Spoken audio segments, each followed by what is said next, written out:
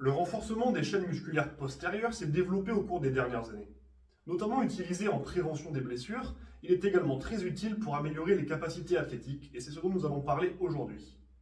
Juste avant de commencer, si vous appréciez ces vidéos hebdomadaires, pensez au like, commentaire et au partage car toute forme de soutien aide énormément. Commençons par établir un fait. La tension créée dans une structure améliore les transferts de force.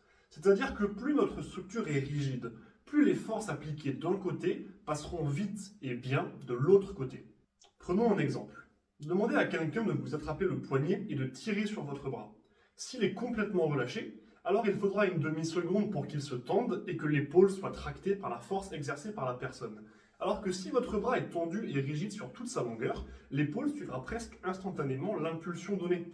Cet exemple est une excellente représentation de la manière dont la rigidité et la tension contribuent à la qualité des transmissions de force. Cela nous permet de comprendre que dans l'objectif d'exploiter nos capacités athlétiques à leur maximum, il est important que nos différents groupes musculaires soient non seulement en capacité d'encaisser toutes les contraintes qui leur sont imposées, mais qu'ils soient également tendus afin de pouvoir transmettre les forces générées de la manière la plus optimale possible.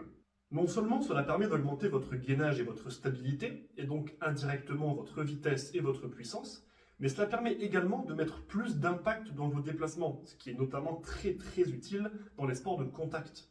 Pour illustrer cet état de fait, utilisons la métaphore de l'arc. Imaginez votre corps comme un arc avec la face antérieure représentée par le bois et la face postérieure représentée par la corde de l'arc. Nous sommes tous d'accord pour dire que si la corde est distendue ou s'il n'y a aucune tension dans le bois, notre flèche ne partira pas bien loin. Eh bien, c'est la même chose. Votre corps entier doit être en capacité de générer de la tension afin d'améliorer vos performances.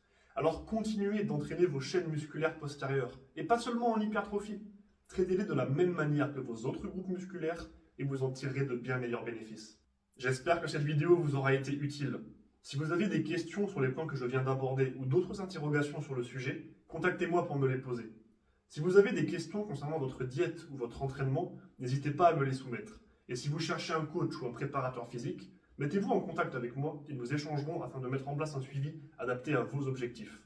Et si vous souhaitez que j'aborde un sujet en particulier dans ce type de vidéo, faites-le moi savoir.